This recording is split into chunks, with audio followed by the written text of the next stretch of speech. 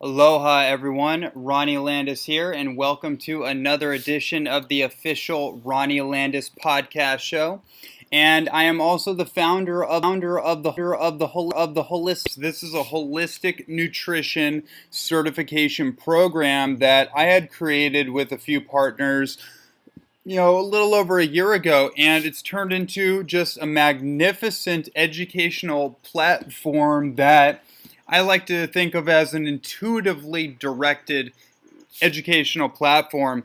It's something that you can hop around from and really go into the fringes of whatever catches your attention upon entry, upon enrollment. It's a 125 video series course at this point, with a 70 video certification course and then 55 bonus videos that go into all kinds of directions like coaching mastery, how to become a master health coach, or any kind of coach for that matter, dealing with relations and communication dynamics, herbalism, specific Chinese herbalism, and really understanding the Taoist principles in contrast to traditional Chinese medical principles and the unifying factor, all the top Chinese tonic herbs. We also go into hormone mastery, really laying out what the hormonal situation in our world is right now and how to counterbalance toxic or obstructive estrogen metabolites that accumulate in the body over time, and so many other things beyond that. So you can find more information on that at holistichealthmastery.com. Let's get into today's episode. This is one for the ages. This is one for the history books. This was an archived interview that I had done with a good friend of mine who is now a colleague and someone that I consider to still be a mentor in the field of nutrition, David Avocado Wolfe. And this is just really an epic conversation between us in directions that I had never heard him go into on previous podcasts or interviews, and I knew that I could take him in those directions and really just push the button down on certain perspectives that I wanted to get but could not get previously from other shows for whatever reason. So that's what we did. Now, I want to apologize in advance because the last about 10 minutes of this interview got cut out because of just editing errors. Remember, this is about, almost a 3-year-old interview, but it's still juicy. It's still super relevant to the times, maybe more relevant than most interviews I hear with this individual. So strap on your seatbelts, get ready for a wild ride into just the exploration of consciousness, of food, of spring water. We also go deep into the estrogen imbalance or estrogen dominant situation. We go into all kinds of different areas. So without further ado, I want to introduce David Avocado.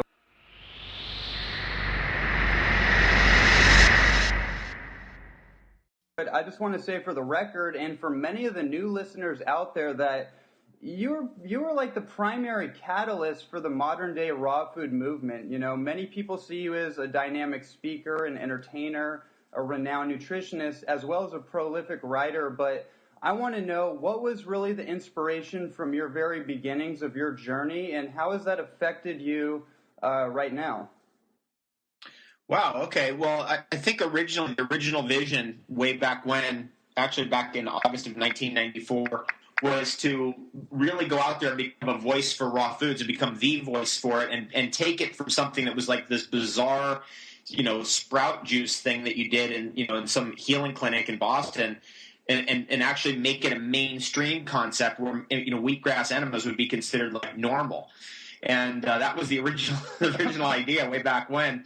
And now we're there. Now 20 years later, we are there. We're at the point now where it is a mainstream concept. I was on the Carol Alt show the other day, and we did 2 episodes. The episode that aired was about heart disease and that kind of a thing. The second episode, she did this whole piece, and it hasn't aired yet, on, I'm a raw foodist. I don't eat that kind of stuff. And she's just like she's in that mode right there amongst millions of viewers all across the world of saying, like, I don't eat that garbage. I'm a raw foodist. And like, it's cool. It's trendy. She's a supermodel. She's the best looking 53-year-old in the world. You know, she's got all that going for her. And then for her to come out with this whole raw food spiel on top of all that is totally like a dream come true for me. It's like it happened. We got raw food from this little like sidebar thing that's, you know, happens when you're dying, you know, and you just to save your life on wheatgrass enemas, all the way to the like best thing ever. That is really, it really is extraordinary. And I'm just kind of putting myself in your shoes kind of metaphorically, because I'm thinking back, like, really, when I started this, I was about like 24 or 23. I'm 28 now, so I'm kind of like, you were around the same age when you first got this vision, right? Yeah, I was basically 23, 24 years old, right in that period, right in August of 1994.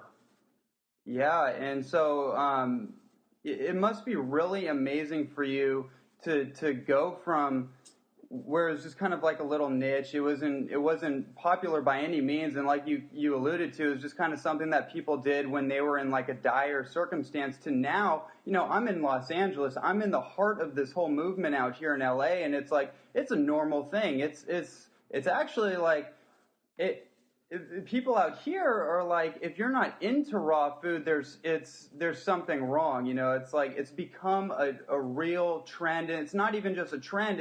It's really become a real accepted lifestyle out here.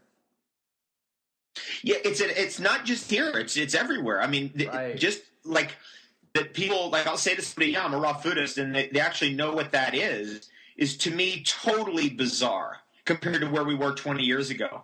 That it's even mentioned on TV. It's even mentioned in television shows. It's worked its way into even films. That is incredible. Like what an amazing transformation in knowledge that is even an option for people, and that people know that exists. That to me blows my mind. Yeah, me too. It definitely gives me a lot of inspiration for the future and what I want to do in my life. So thank you for that.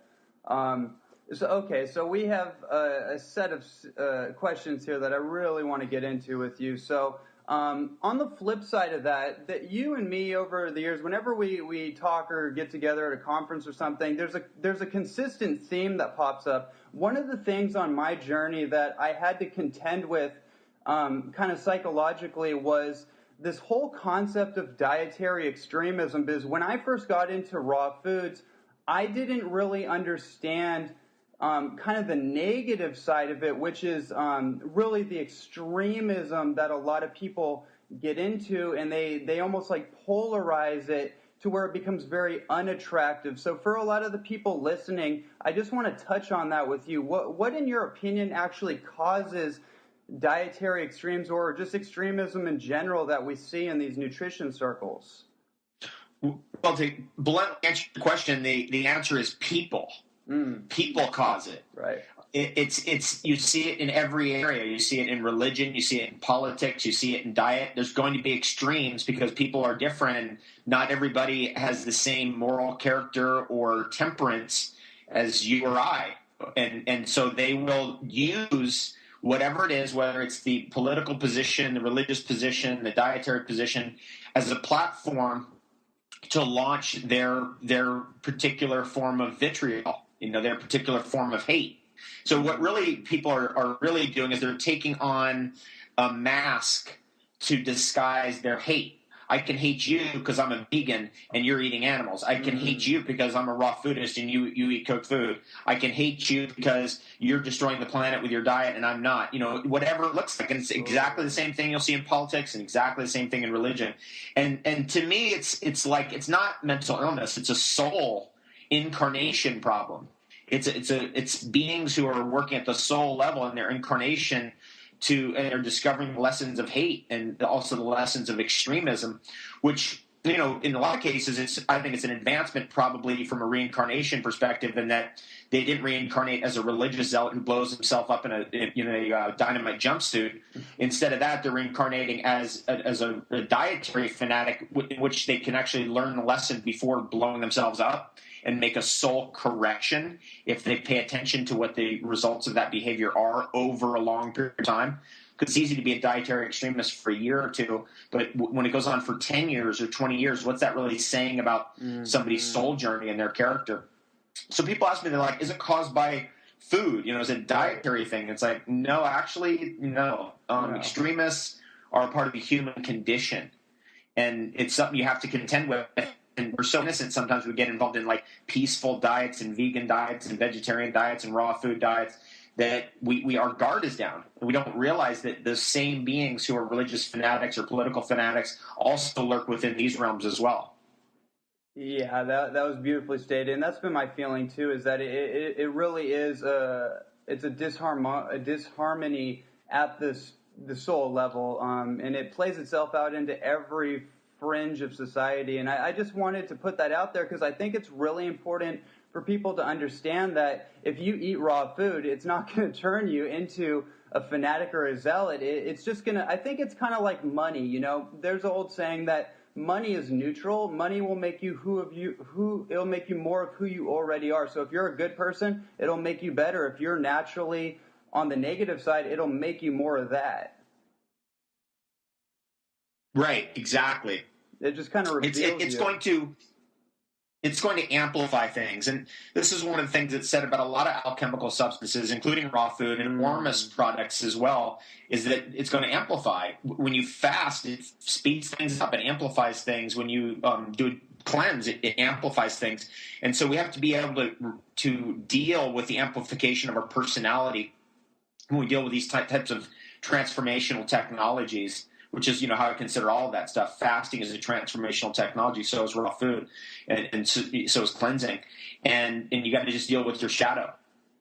Yeah, beautifully put. This just brought up something that I wanted to get your take on. Something interesting about both you and me is actually before I ever knew who you were, as a child, I was exposed to, as you like to say, success technology like Jim Rohn and Anthony Robbins and Les Brown and Napoleon Hill and so on and so forth, Wallace Wattles. Those were some of my scholars and heroes growing up, Bruce Lee. And when I found out about you, one of the things that drew me into your work was actually the fact that you grew up with this material as well. So for people that are on the health path, how important do you feel it is that they dig into some of that information to really work with their mental faculties? Yeah, I think it's very important. I think that kind of material can have an effect on your karma and what you attract into your life. And it's easier for some than others to assume an attitude of gratitude, an attitude of success, an attitude of prosperity. It's harder for others. It has to do with their karma and what they have to work through in their lifetime. So, for me, fortunately, it spoke to me at a young age. I was able to take those teachings on as part of my life path. It's helped me tremendously in my career, my life, and just dealing with every aspect of relationships, everything. It's been an incredible thing for me. More today, I still like that stuff. I still tune into the Jim Rohn quotes, the teachings of John DeMartini, but I'm actually more focused on more stuff that's kind of overtly spiritual more. Yeah. Seems to be more to the core. I think you're probably in the same boat. Yeah. And really working there. So, for example, I get the power of positive thinking. I also understand that depending on somebody's soul path and their karma, it might be a tougher road. So they're going to need more assistance, more aid, more tools. And it's not just the same template for everybody. For some people, it's going to be harder to get into that prosperity based on their life path and their karma. And we got to be able to assist and go deeper. And those spiritual books do that. They help you to get a little deeper into the soul journey and spiritual interpretations of reality. Yeah, that's beautifully put. I definitely feel the same way. Okay, great. Well, let's jump into some new area here. This is a great one. So my feeling on this is when we talk about longevity, I've kind of come to the conclusion that the people who want to be here the most generally get to stick around longer. How much does living your passion and your purpose in life play into just outstanding health and longevity? Well, Ronnie, I want to announce something really cool. My new book is out. Yes. The Longevity Now book. It's basically a 400-page hardcover and revise of the old Longevity Now program, plus all the hormone stuff, and a new end section. I put in a new afterword conclusion to the book. And in the conclusion, I get into this whole thing about the number one longevity tool is to actually be enjoying what you're doing. You know how I'm a fan, like Steve Adler, of the great book by Glenda Green. Yes. Love Without End. And in that book, it talks about that death is a clearinghouse for false identities. And so if you're doing something you don't like to do, which causes you to be a person that you don't want to be, that can have a very detrimental effect on your longevity and on your health. It's probably the most detrimental thing. That's what I say in my book. It's probably the most important thing to sort out, is to get onto what you love and find out where your passion is and get totally involved in that as your career. And then you're likely to stay here longer because you're more your real identity. You're actually happier. Yeah, it kind of, I feel like just from my own experience, it actually opens up new avenues or new floodgates to new insights to kind of guide you along the way. So all the stuff that we're into, like all the food and healing technology, I feel like for me, the only reason it showed up is because I was consistently in my life moving forward on my passion, and it just kind of led me down the path that I needed to go. And now I'm kind of in a state of just grace and acceptance. Instead of trying to force my will onto whatever that is or what it has to be, I'm kind of just like, you know what? Guide me at this point. Show me where I need to go, and it's just led me to right here this interview. That's more getting in tune with the flow. I think a lot of the success information, where it goes away from the spiritual information, is it starts pushing. There starts to be a proselytization or pushing into the world of somebody's will, which may be totally rude or inappropriate, or you're not going with the flow, not listening to the science. So you keep trying the same old thing when you should just switch your approach around and try something new. But no, I'm going to succeed. I'm going to make it happen. I'm going to make this. I'm going to make it occur through will alone. All of that kind of stuff is when it gets out of whack. And obviously, this is also alluding to this whole thing about goals and also about being in the present. Yeah. It's a paradox. If you're in the present, you don't need goals. If you're into goals, you're never in the present. It's actually a dynamic balance of both of those, right? And that's kind of like be in the flow, have the goal. You never know how it's going to show up for you. You got to be in the flow to be able to see it. Yeah, one of my heroes, KRS-One, Knowledge Reigns Supreme. He actually, I've been getting into his stuff lately, and I've been blown away actually because he combines what you're talking about. And one of his quotes that hit me today was, "Without a vision for the future, there is no peaceful present." Yeah, that's part of that paradox. There has to be some. So the whole thing of like the power of now, this moment, this is moments all right. is really, it's irrational actually. And so it's gotten people confused. It's like, no, actually, you need to know where we're going. We need to write the story of our lives. The universe is constructed like a story. Yeah. That's why we have such a tremendous affinity for storytelling, because it's intrinsic to the structure of the universe. And you need to write the story of your life, and that's called goal setting. And it works in alignment with the laws of the universe. And yeah, it's good to be in the moment and flowing with what's happening, but not perpetually, not in a chaos, not in a storm. Yeah, thank you for that. Okay, so moving forward here, one of the areas that you've been super into the last number of years, and because I heard you talking about it a few years back, or probably really the last year and a half, it's got me obsessed about it, and this is the field of hormones. And I've really latched onto this as well because I find it's one of the missing ideas in, let's just say the raw food literature, but just really in the overall health field. What are some of the research and insights that you could briefly just put out there, maybe relating to your new book on the hormone field? Okay, well, I think you've got to start out with a little bit of understanding about what's happened to us in the present age, where we have saturated the environment with all different kinds of toxic chemicals, toxic minerals, all different kinds of volatile organic compounds, and petroleum byproducts, and xenoestrogens and fake estrogens. And this has had an enormous impact on the health of hundreds of millions of people all around the world. And these xenoestrogens have basically furthered a natural age-related problem, which is called estrogen dominance. And that term was coined by Dr. John Lee many years ago, over 15 years ago, maybe even 20 at this point. And Dr. John Lee wrote about that in his books, and he really pioneered this idea of dealing with estrogen dominance, which is a pollution-related phenomenon, but also an age-related phenomenon. So with age, we accumulate these types of estrogen metabolites as breakdown products of metabolism.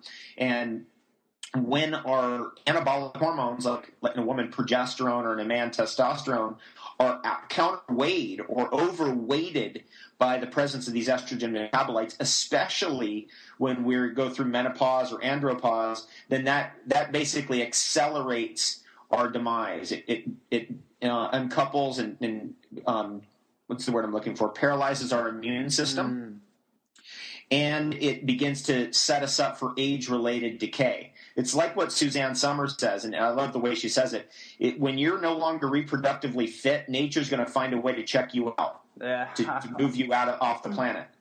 And that's not a soul thing. It's more of an animal body metabolic thing that we need to figure out. On this planet is like, how do we overcome that particular piece of the puzzle? So I'm going to just summarize it for you, and this is all in my Longevity Now book in detail. It's never been like this in any book. And let me tell you what I've found out over the years, and a lot of this through the longevity conferences, is that the real future is going to look like this. This is something we're not there yet, but it's going to look like this. You have your juvenile hormones, which actually are the most health-giving hormones of all. They're the hormones you have from the time you're born all the way until just before you go through puberty. Then when you go through puberty, you have your sex hormones that take over. And when we go through puberty in the right way without too much xenoestrogen exposure, then we can go through it without the acne, without the extreme mood swings, without the chaos and confusion of those teenage years. So this is why it's important younger and younger to cleanse those xenoestrogens out and start thinking about it even in prepubescent kids at this point, so that they can go through puberty in a natural way and not be counterbalanced or outweighed by these unnatural, harmful, or even metabolic breakdown products of estrogens. Anyway, this is what the future is going to be, Ronnie, is that once we go through our sexually reproductive years, if we want to, then after that, we will get on a course of getting back to the juvenile hormones, which very likely will keep us in a juvenile state and almost an immortality state for hundreds or even thousands of years. I think that's where the human race is going, and I just want to kind of overtly say it. Right now, where we are is that we've got to deal with the sex hormones, which are volatile, and the reason why we would eventually go back to juvenile hormones is because sex hormones are volatile. They can break down. For example, testosterone can break down and become very toxic estrogens that can trigger off the reproduction of many reproductive cancers, the development and reproduction of many reproductive cancers. So, playing the sex game with the sex hormones, which is kind of where we are now on the fringe of our science, it isn't the future. It's just what we have to deal with right now as we learn that next step. And in order to do that, you need all the tools. And that's what I'm attempting to provide with the Longevity Now book is just detailing it out. Like the first step, methylation. You got to methylate properly and detoxify your liver so your body can get a handle on the estrogen toxicity, which to me is the most toxic substances that exist in our environment, the most dangerous. Which is a real surprise. Like, what do you mean? Aren't heavy metals more toxic and dangerous? Mm-hmm. Not in my opinion. I'd love somebody to prove that to me. I'm of the opinion that heavy metals are not as toxic as some of these estrogen metabolites, nor are they as carcinogenic as well. Really? And So yeah, and so that's methylation, and then the next step would be the bad estrogen dissolvers, which in the lump shell here would be berries and cruciferous vegetables and their derivative products. Berries and cruciferous vegetables and their derivative products, and then the next phase would be natural aromatase inhibitors, which is such an amazing area that I love to research so much. It's brought to light some pretty amazing things. Quercetin, resveratrol, xanthohumol, the hops X factor, is one of the most powerful natural aromatase inhibitors, and then oleorupine, which is what's in olive oil. Right there you've got two of the top 4 longevity substances, red and dark wines, and on top of that you've got the olive oil. And it goes on like this, Ronnie. I mean, we could just go on for hours, but that's why I wrote a book on it. It just needs to actually be summarized somewhere as a reference so we can start getting a handle on natural strategies to deal with estrogen toxicity. Yeah, this just popped up something in my head. I spoke at Lisa Wilson's Raw Food Institute a little while back, and I was going on some rant about Jean-Claude Mall. And and I was mentioning her top 3 favorite foods for longevity, and it was interesting what came out of. I didn't think about it, but it just kind of came out of my mouth as I was streaming this thought process. Was that it's interesting that she's the oldest recorded woman in Western civilization, and her 3 foods were olive oil in massive dosages, like you said, the oleorupine. Now that we understand kind of the compound behind aromatization. And then there was port wine, right, the resveratrol. And that obviously wasn't, just for clarification, that wasn't like boxed $4.99 wine, right? That was like high quality polyphenolic wine. And then I also thought this other thing about cacao, right? Because zinc is being stated as an aromatase inhibitor, a testosterone enhancer. What do you think about that? Well, I think we're going to find, this is what I've been saying kind of in interviews, I don't have there's some theoretical pathways that would indicate that chocolate is an aromatase inhibitor of some sort or shape or form. Yeah, I think we're going to find that out as time goes on, and we'll get the real truth about it. Just kind of like what happened with Naked Chocolate. When I wrote Naked Chocolate, I said, it's very likely we're going to discover that chocolate contains some kind of monoamine oxidase inhibitors, which have anti-aging qualities and also can potentiate certain other substances. And it turns out that in fact happened. Cacao contains tetrahydrobeta carbolines, which are actually natural aromatase inhibitors. I'm sorry, natural monoamine oxidase inhibitors. And I think we're going to find the same is going to happen with these natural aromatase inhibitors, that because cacao is so highly regarded in longevity research, it's got to have something that works that principle. And just to clarify what that principle is, a natural aromatase inhibitor is a substance that blocks a good hormone from becoming a bad hormone. Just for clarity as to why that's so important. See, as I realized after a while from the research, is that this must be a very powerful property for a substance to have. And in fact, that's why pharmaceuticals have been created as knockoffs of natural products like Arimidex to block metastasization of breast cancer using an unnatural aromatase inhibitor.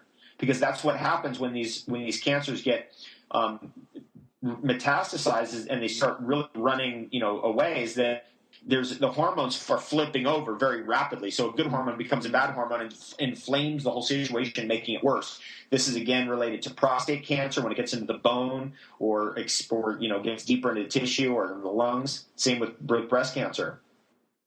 Interesting. What I just thought about was, for example, you see a lot of bodybuilders from the 70s, 80s, and even 90s that obviously were taking steroid enhancements, and then you look at them progressively when they're like 50 or 60, and you see the flabbiness, you see they become very overweight, metabolically they just become a disaster. Do you attribute that to aromatization? Well, yeah, that's part of it. I see every bodybuilder who's really figured this out realizes you got to do a dance. Yeah. And when I think about this, I think of Sylvester Stallone because he's obviously been using all different kinds of steroids. I think he's probably been doing them very cleverly. I'd really like to talk to him and find out really what his protocols are and what's been figured out. Because I do want to say this about steroids. They're very powerful anabolic substances, immune-enhancing substances that do make you younger. There's no question about it. It's the problem is that they're volatile, and that you got to hold them in position so they don't flip over on you, or you don't run the risk of developing such over enlarged muscles that you tear your joints apart, or you tear your ligaments apart, or you cause damage that way. In fact, joint problems is a very big side effect of all these steroids. So, we are going to figure the whole thing out. And when people say, "Are you against steroids?"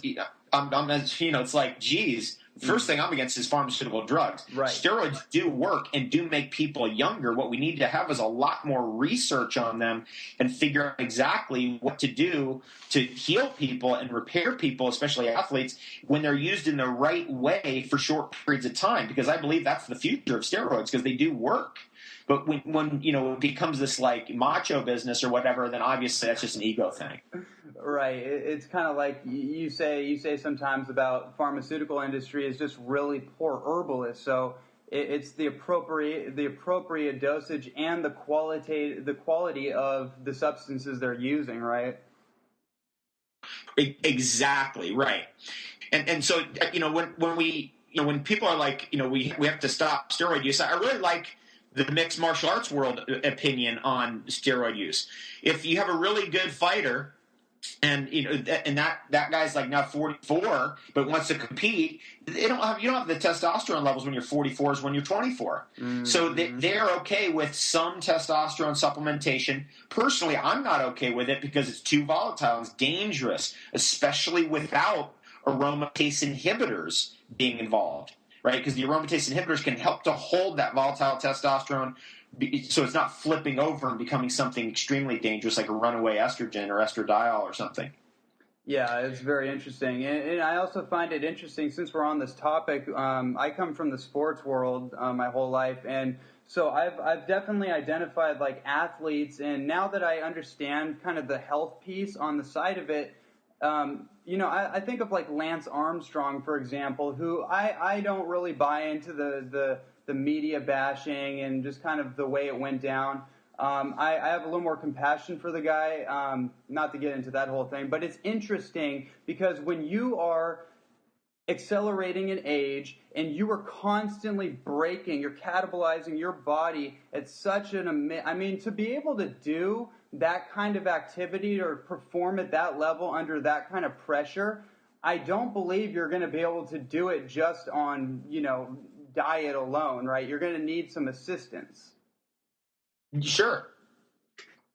It's interesting what's happening, across all sports, because with the internet now and the cross-referencing of information, everything becomes available and new rules apply. It's kind of like, what Hollywood's doing to Kim.com of like trying to block people from downloading movies for free. And what Hollywood doesn't realize about that is like, hey, you got to get with the times. It's like all that information is going to become free. Like, but what's interesting about those trends is that if the U.S. government actually paid attention and Hollywood paid attention, those people who are downloading the most free content are also buying the most content. Exactly. Like if you're a fan of something, you're going to go the extra mile to get it. And the people and so you might want to just see if it's worth it, and you're like, oh, that movie was great. I want to actually buy that on DVD now. That's what the trends show. Yeah. And so we've got to just get with the times when it comes, to what's happening with sports, training, steroid use, healing our body quickly. What's been learned about side effects. I mean, there's just a whole thing here available now that wasn't available before. So again, this in terms of like, can a doctor really give you the advice you can get, from your immediate circle of friends and supporters and advisors on the internet? Yeah, very true.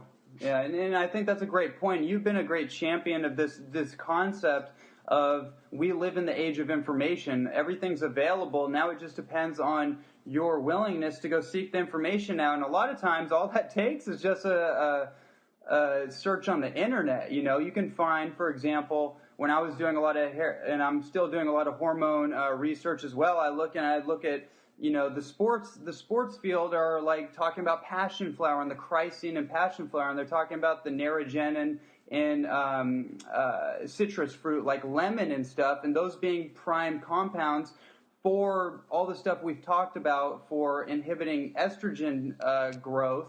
And it's just interesting to me, how all this information is so widely available, and people are literally still going to the doctor for their quote unquote doomsday report, and but the times are changing, and the point I just wanted to make was that all the information is widely available, and it just takes a simple curiosity in the right direction.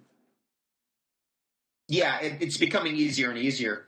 And of course, all the books are now being scanned into Google, so you can actually search into books that are in that tremendous library that's growing day by day. Yeah, right on. Okay, so moving on here, the next question I have for you is kind of a personal question. I think people dig it. You've basically spent your career, what is it, almost like 20 years now traveling around the world, right?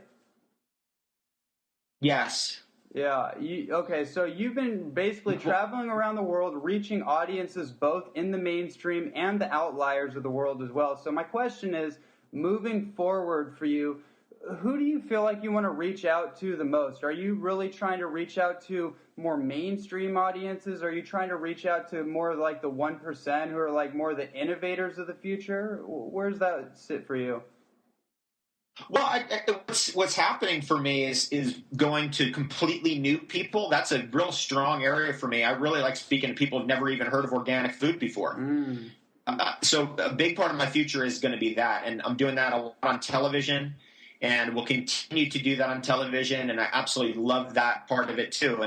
And that's been a big passion of mine, because for a lot of events over my career, the people in the audience were people who were on hot dogs. I mean, most of my events, people are like, "You've just been speaking to the choir all these years." No, I haven't actually. I almost never speak to the choir. It's always people who are completely brand new, never been to a seminar before, never even been to any kind of healthy thing ever. So that is a real strong area, and I'm going to keep focusing on that. And then the other area will be the continuing research that I like to do into the new subtle nuances of nutrition and longevity.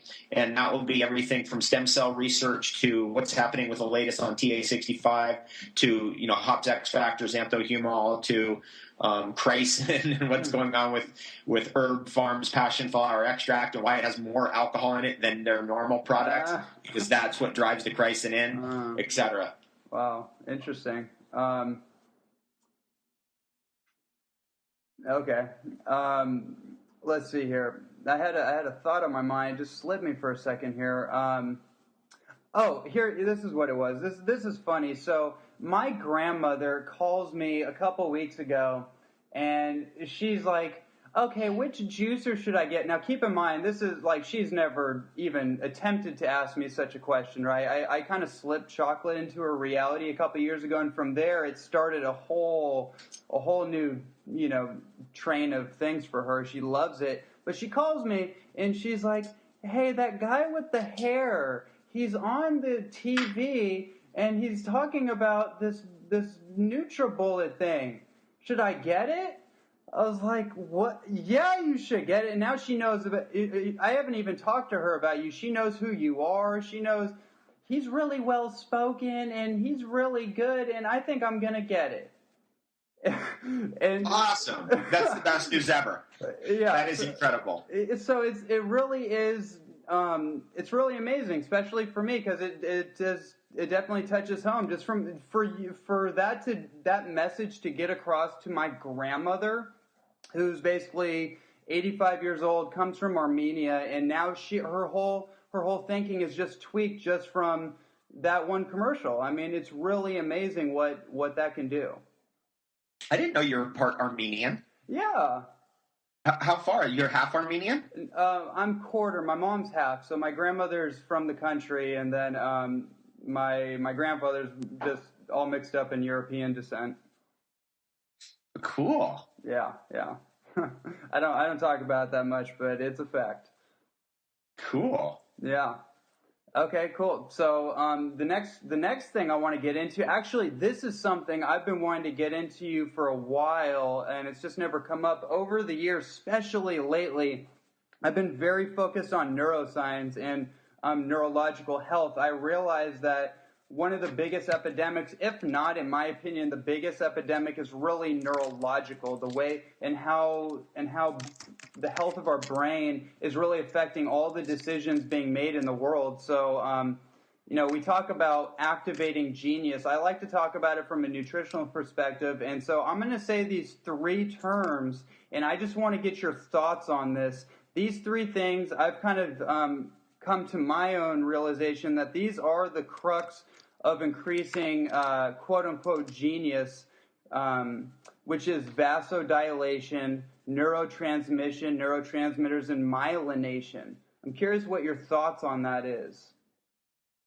Okay, well, let's start with vasodilation. The great vasodilator that we're familiar with, of course, is theobromine. And that to me means it's a delivery system. It dilates everything, so it kind of relaxes your cardiovascular system.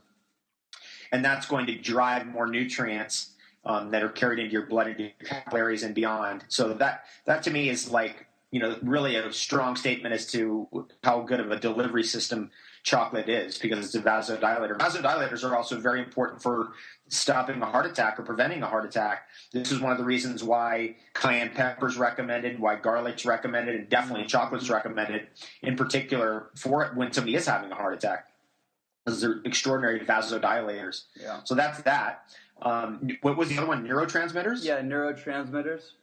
Neurotransmitters are like chemical messengers, mostly associated with the nervous system and digestive tract. Mm-hmm. And to me, they are like similar to hormones, and they're basically conglomerates of protein and oil. And the major ones that we think about are serotonin, dopamine, and then phenethylamines.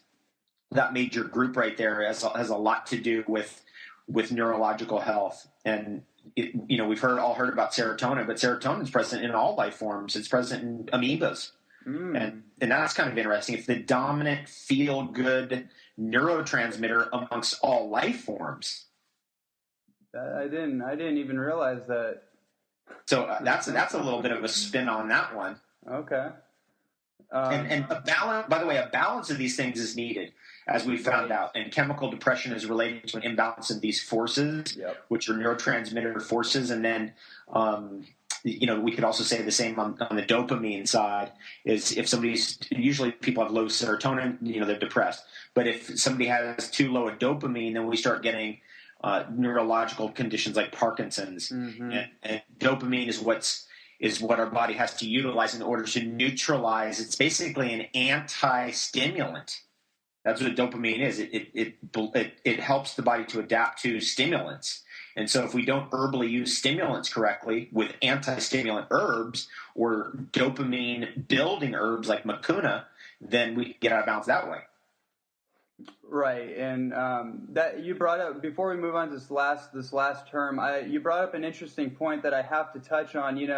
I get hit up a lot from kind of the I'll just say like kind of the natural hygiene community. They've kind of gotten wind of me, and I think they've gotten worse and gotten wind of you. I kind of heard both of those there.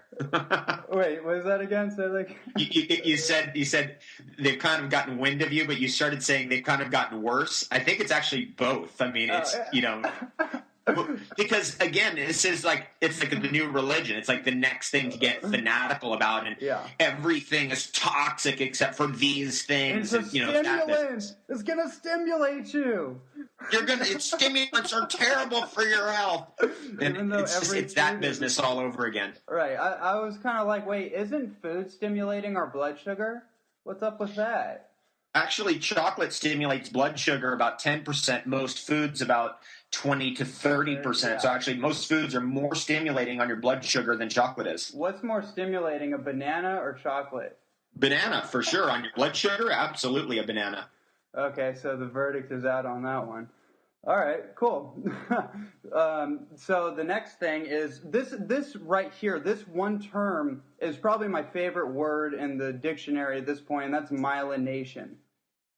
And I think years ago the technical term was shown to me when I started researching like the myelin sheath, the fatty insulator that protects our nervous system. But the more I got into it recently, it just blew my mind, all the research and what it's actually doing to really just like allow the electrical conductivity of our nervous system, of these electrical packets, to really get sent through our whole body to allow us to move and think and feel. And when that sheath gets broken down or oxidized, then we start to run into all the neurodegenerative issues of modern day civilization. So I'm just curious, what do you have to say about that? Well, I saw that you've been writing about myelin in your new book, so I thought that was cool. Yeah. And I read that little part, and it's a very important part about nervous system protection. Mm-hmm. And my feeling about some nervous system diseases like multiple sclerosis is it has something to do with improperly formed myelin sheathing. Mm-hmm. You know, when I think about that, I think about toxic oil ingestion, like rancid, partially hydrogenated cottonseed oil and soybean oil and all this stuff that's just literally worked its way into the diets of billions of people around the planet. And that's going to lead to nerve degeneration as a result of the damage to the myelin sheathing. Because it appears to me that the myelin sheathing is a very delicate, juicy, fatty material that's sensitive to environmental toxins and pollutants. Mm-hmm. And if we're only taking those in, through a period of our lifetime, then our myelin sheathing could break down. Or if we have the presence of very toxic chemicals like DDT or mercury, that could break down the myelin sheathing and lead to these nervous system disorders that have a direct mechanical component.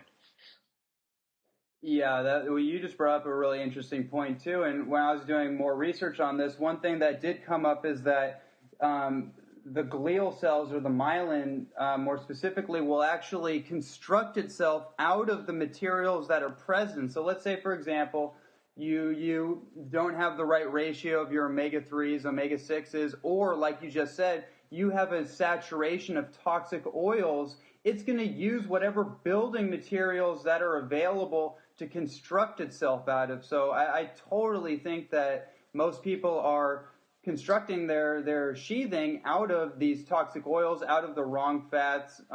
Definitely, I have a feeling on this whole low-fat diet thing that's been going on is definitely causing some severe neurological issues, and from the research, hormone issues. Can we talk about this whole low-fat thing for a second?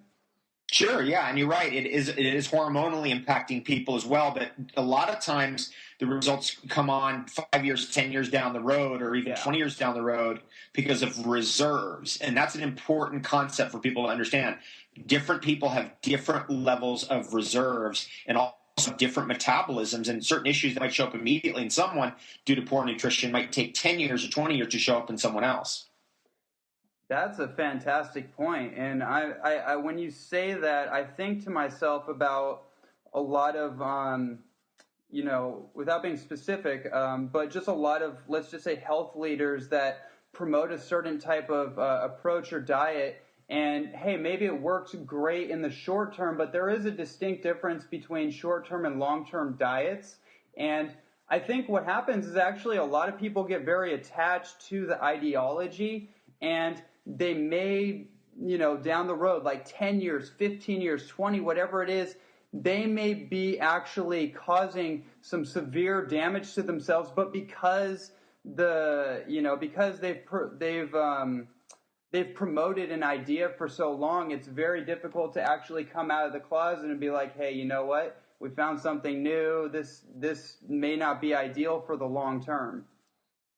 Right, exactly. And this is something that some people find out just if their instinct kicks on and that's the end of it. Some people, they override their instinct. It takes longer. They finally get thought about it. They finally it breaks down their ideology.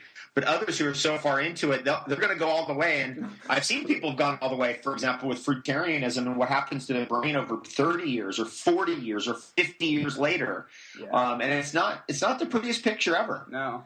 I remember, what was it, Johnny Love Wisdom, right? Yeah, Johnny Love Wisdom. But I remember there's a woman who hangs out in Mountain View, California, and she lives up in that area there, and she's an old student of Dr. Walker, way back, Dr. Norman Walker. She studied with him like in the 50s. Wow. And she's been on a primarily fruit diet all those years, and she's not completely, like, she's wonderful and lovely to be around, but her mental faculties are not there. Yeah. You know, great. And it's interesting. She has a great energy and great vibe and neurological problems. That is really interesting. So the combination can be there as far as, you know, being a you know, let's just say, like, I guess a spiritual or just a happy-go-lucky person, but at the same time, your mental faculties are still deteriorating. You can tell, like, I think you said this at some point, but I definitely have taken this idea on, and I've put it out there, that physicality, you know, how we look aesthetically is not the best representation of health. I think it's in somebody's communication, their ability to articulate ideas and actually have communication with one another. I think that actually is probably the best signal of a healthy individual. That's well said. That's very interesting. I mean, you know what comes up for me when you say that is the research on different types of word games like crossword puzzles. Yeah. That has been associated with longevity. Now, people think, oh, it's because you know, you're doing a crossword puzzle, you're keeping your brain active, and that's keeping you alive. But I actually think that there are chemicals released into your body that make you younger by doing different types of word puzzles. Mm-hmm. That's kind of taking it to the next level. It's not just that you're keeping your brain active. There's some specific chemistry that occurs because you're keeping your brain active that affects your whole body. Yeah, I think you're right on. It's kind of like lately I've been wanting to become more and more like a linguistic architect.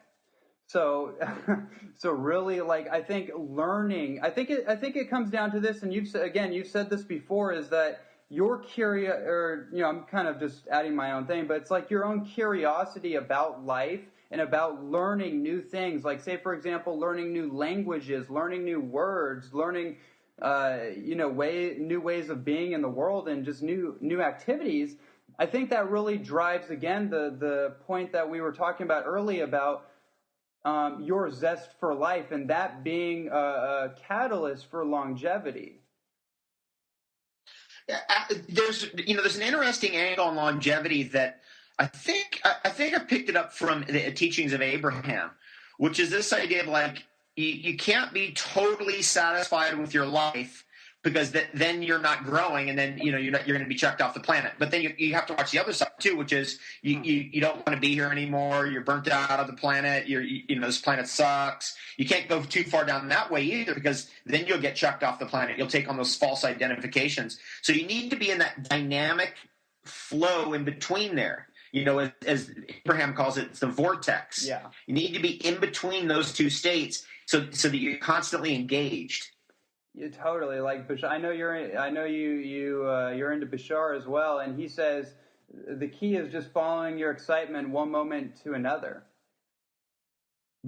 Well said. I definitely believe in that. That's an amazing. I really love Bashar. Actually, I love the teachings of Bashar. And out of the whole 2012 transition and everything, I think his teachings and what he had to say was as good or better than anything out there by channel material or downloaded material or whatever kind of materials out there. It's funny you say that. The only book I legitimately read on 2012 was Daniel Pinchbeck's book, which actually I took a few gems out of, but overall it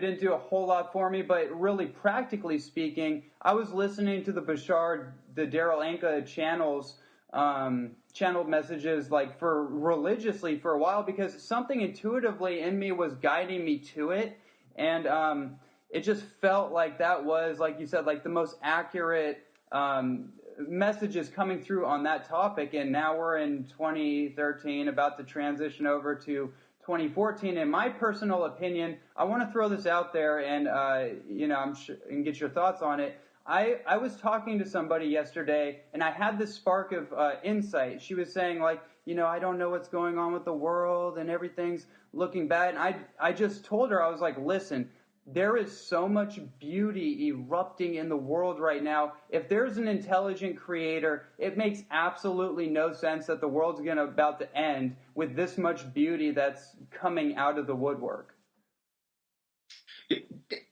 Completely. The whole doom and gloom scenario, I thought, one of the great side effects of the whole 2012 thing is that once we got in 2013, the whole we're all dying on December 21st, 2012, that whole thing ended. And it appeared like it's not coming back anytime soon, but it creeps back into consciousness because there are so many people in that state of consciousness, just doom and gloom. I mean, I was talking to a friend the other day, and I was like referencing David Wilcock's new book, The Synchronicity Key, where he parallels the Roman Empire to the United States of America currently year to year to year. And I was like, look, we're like 450 years away from the Huns being at the door. You know what I mean? Like, remember how Rome fell, and all of a sudden, the Visigoths are there, and the Huns, or whatever it was. And she's like, no, everything's faster now. No, so it's more like 15 years. And again, it's that doom and gloom mentality. She immediately discounted it and was like, no, it's happening now. We're dying now. The world's coming to an end now, or whatever. Yeah, that's funny. I just got done. Well, I'm like 65% through the book right now, but that's a phenomenal book, by the way, for everyone listening. The David Wilcock Synchronicity Key, and it's funny what you just said, because it's almost like people are they're in such a disharmonic resonance within their own body that it's causing like an outward manifestation of again, like you said, doom and gloom thoughts. It's almost like they want it to speed up just so they can get out of here. Yeah, or whatever. I mean, look, if you want to be here at the end of the world, then you're gonna have to reincarnate like several billion years from now. It's not happening. It's like you just drop the whole thing. It's like, there's massive movements towards centralizing the world, creating a prison planet, according to Alex Jones and all that. But then there's also good happening, like crazy good happening, like the most good ever. Yeah. So it's just gonna keep going like that. Yeah, and again, it doesn't make any sense that all this beauty in the world would be flourishing and literally growing through the concrete if it was for nothing. So, yeah, I'm glad we squared that one away. Okay, so awesome. All right, this is something we got to get into. The question comes up a lot for me when I do lectures on what is the best water, and I'm kind of like, I don't really buy what people try to sell me. For example, when this woman, I did a lecture in Connecticut, and this woman, I could tell what she wanted me to say. She wanted me to give her permission to go to her tap and put her Brita filter on. I told her, ma'am, I'm not going to buy what you're trying to sell me. And the point of me saying that is, I have a fundamental belief, and this is a lot from your teachings and just from my own experience of doing it, that really we're not going to get to the best water ever until we start getting to the springs where the natural hydrological cycles of the earth are taking place. And so my question to you on this is, why are you personally so deeply passionate and uncompromising when it comes to spring water? Well, one thing for sure is the whole consciousness around water is completely flipped around once somebody gets into spring water, like it's been for you in your life. Yes. Which means that you all of a sudden come to an understanding of how to move water around correctly instead of incorrectly in straight line pipes. You automatically come to a realization of how polluted tap water is for real. So it brings you to levels of awareness.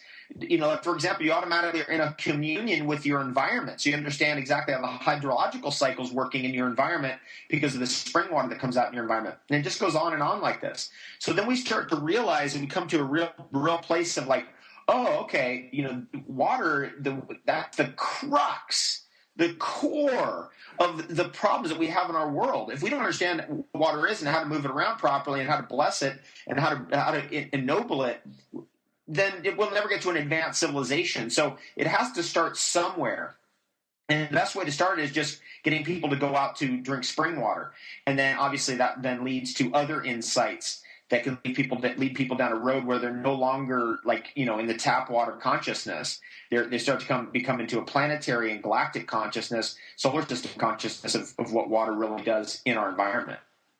Yeah, you said the key word, tap water consciousness. So it's kind of like cook consciousness in a way, where you are literally being influenced by the substances you put into your body, and we don't even understand the subtle nuances that happen and how that kind of it influences our programming. And when you do get spring water, I'll make an example. I took my friend Hakeem. He brought his cousin. His cousin's from Oakland, California, so he's never even seen like a tree before outside of like the concrete jungle, And we take him up to Mount Tamalpais and to go get spring water. And I'm just looking at the guy, and he takes his first sip, and it's almost like he had some kind of religious experience. Like, he was just like, I saw like his body shake for like 5 seconds. He looks me in the eye, and he's like, dude, this tastes like water.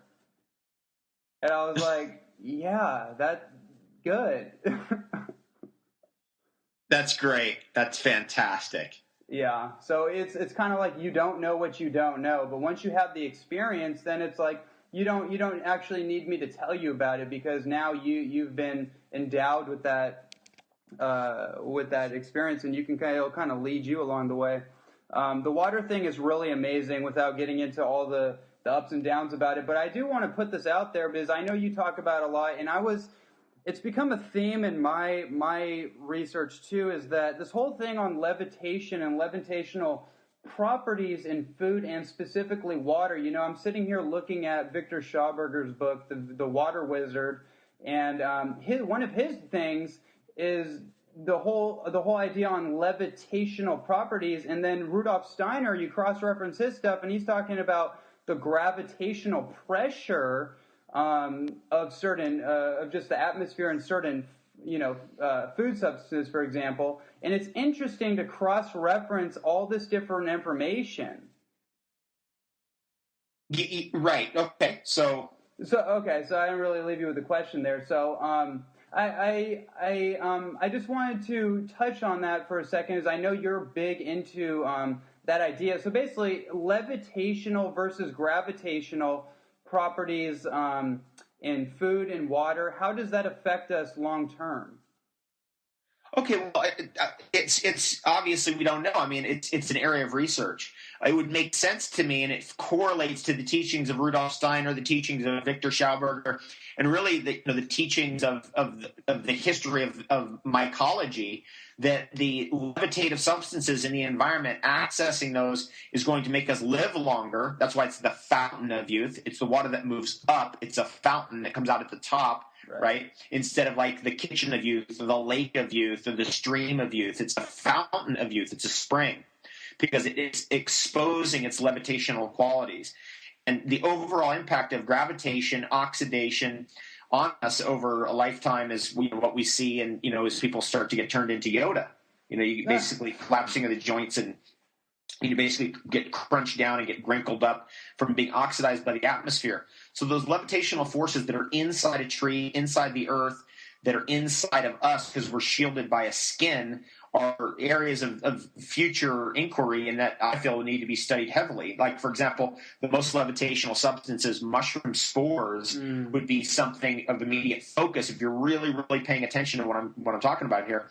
And therefore, that would lead someone to suddenly go, wait, maybe reishi mushroom spore oil, not just for immune system, but for my joints, right? Because it's got that levitational quality. I was talking with Dr. Oshman, who's a leading figure in energy medicine worldwide, at a longevity conference, and I said to him, we were sitting watching a presentation, I said to him, I want to know, in your own opinion, how the joints work. And he said, this is what he said. It was an amazing answer. He said, well, here's how they don't work, which is that one joint sits on top of another, sits on a bone, sits on top of another joint, sits on top of a bone. That actually what we suspect is happening at the joint levels, that there's some kind of a anti-gravity levitational effect. And I was like, oh, is that a fact? Because that's what I'm saying. What I'm saying is that the negative pressure that evolves inside the joint, when the joint is sealed properly with the right materials — that's why I'm such a big fan of eucomia, by the way, and reishi mushroom spore oil and other joint protective types of herbs and foods — is that negative pressure is a levitational phenomenon. It's exactly the type of negative pressure that evolves in a spring that allows the spring to be attracted to the sun and fall upwards and come up. Same with what goes on inside a tree. It's a negative pressure that evolves that allows the tree to, through suction, pull the sap up into itself.